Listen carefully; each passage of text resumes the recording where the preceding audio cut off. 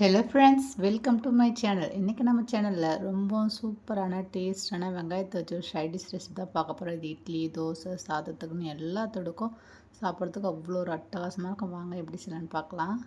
ஸ்டவ்வில் குக்கர் வச்சுக்கலாம். அதில் ஒரு 3 ஸ்பூன் அளவுக்கு நல்லெண்ணெய் சேர்த்துக்கலாம். இந்த ரெசிபி செய்கிறது ஃபுல்லாகவே நல்லெண்ணெயிலே செய்யுங்க. அப்போ தான் டேஸ்ட் ரொம்ப நல்லாயிருக்கும். இப்போ பார்த்தீங்கன்னா எண்ணெய் நல்லா காஞ்சிட்டு இப்போ நம்ம பெரிய வெங்காயத்தை சேர்த்துட்டு நல்லா வதக்கி விட்டுக்கலாம். பாருங்கள், இப்போ லைட்டாக வதங்கி வந்துடுச்சு. இப்போ வந்து நம்ம ஒரு 200 கிராம் அளவுக்கு சின்ன வெங்காயம் எடுத்து வச்சுருக்கேன். அதையும் சேர்த்துக்கலாம். சேர்த்துட்டு நல்லா வதக்கி விட்டுக்கலாம். 50 கிராம் அளவுக்கு பூண்டு தோல் உரித்து வச்சுருக்கேன். அதை சேர்த்துக்கலாம். சேர்த்துட்டு நல்லா வதக்கி விட்டுக்கலாம். இப்போ வெங்காயம் பூண்டு எல்லாத்தையும் ஓரளவுக்கு நல்லா வதங்கின பிறகு நம்ம அது கூட ஒரு கைப்பிடி அளவுக்கு கருவேப்பிலையும் சேர்த்துக்கலாம். சேர்த்துட்டு நல்லா எண்ணெயில் வதக்கி விட்டுக்கலாம். இந்த மாதிரி செய்ய சொல்ல ரொம்பவும் டேஸ்ட்டும் நல்லாயிருக்கும். இப்போ இது கூடவே சின்ன நெல்லிக்காய் சைஸ் புளி எடுத்து வச்சுருக்கேன். அதையும் இது கூட சேர்த்துக்கலாம். சேர்த்துட்டு நல்லா வதக்கி விட்டுக்கலாம். இப்போ எல்லாமே ஓரளவுக்கு நல்லா வதங்கி வந்த பிறகு இதை குக்கர் மூடி போட்டு ஒரு விசில் விட்டு மட்டும் வேக வச்சு எடுத்துக்கலாம். இப்போ இது அப்படியே இருக்கட்டும். அடுப்பில் பேன் வச்சுக்கலாம். அதில் 2 ஸ்பூன் அளவுக்கு வரமல்லி சேர்த்துக்கலாம். 1/2 ஸ்பூன் அளவுக்கு ஜீரகம் சேர்த்துக்கலாம். 1/2 ஸ்பூன் அளவுக்கு கடுகு சேர்த்துக்கலாம். 1/4 ஸ்பூனுக்கும் கம்மியாக வெந்தயம் சேர்த்துக்கலாம். சேர்த்துட்டு நல்லா வறுத்து எடுத்துக்கலாம்.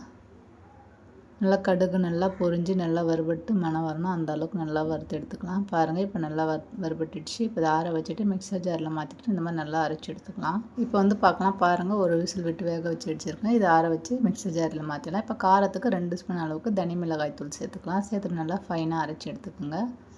பாருங்கள், இந்த மாதிரி நல்லா அரைச்சி எடுத்து வச்சுக்கோங்க.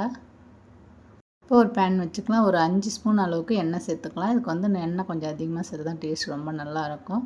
இப்போ 1/2 ஸ்பூன் கடுகு சேர்த்துக்கலாம். கடுகு நல்லா பொரிஞ்சதும் ஒரு 10 பல்லு பூண்டு தட்டி வச்சுருக்கேன். அதையும் சேர்த்துக்கலாம்.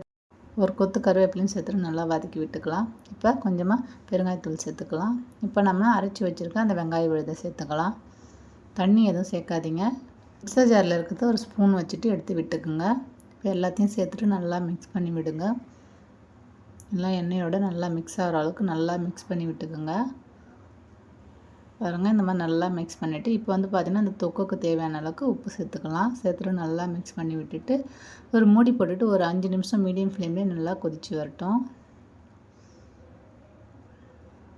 பாருங்கள், ஓரளவுக்கு நல்லா இப்போ வதங்கி வந்திருக்கோம். நம்ம பொடி பண்ணி வச்சுருக்க வரமல்லி, சீரகம், கடுகு பொடியை சேர்த்துக்கலாம். சேர்த்துட்டு நல்லா மிக்ஸ் பண்ணி விட்டுக்கலாம். இந்த மாதிரி சேர்க்க சொல்ல டேஸ்ட்டு ரொம்ப நல்லாயிருக்கும். எல்லாத்தையும் சேர்த்துட்டு நல்லா மிக்ஸ் பண்ணி விட்டுக்கலாம். இப்போ திரும்பவும் ஒரு மூடி போட்டு ஒரு 5 நிமிஷம் அப்படியே லோ ஃப்ளேம்லேயே நல்லா கொதித்து வரட்டும். அப்போ தான் நம்ம சேர்த்த எண்ணெய்லாம் நல்லா பிரிஞ்சு வரும்.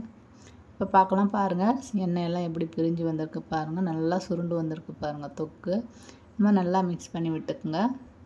இது வந்து இட்லி சாதத்தில் ரொம்பவும் டேஸ்ட்டாக இருக்கும். இந்த மாதிரி செஞ்சு பாருங்கள். நீங்கள் அடிக்கடிக்கு செய்வீங்க. இந்த வீடியோ உங்களுக்கு பிடிச்சிருந்ததுன்னா வீடியோ ஷேர் பண்ணுங்கள், கமெண்ட் பண்ணுங்கள், சப்ஸ்கிரைப் பண்ணுங்கள். தேங்க்ஸ் ஃபார் வாட்சிங் ஃப்ரெண்ட்ஸ்.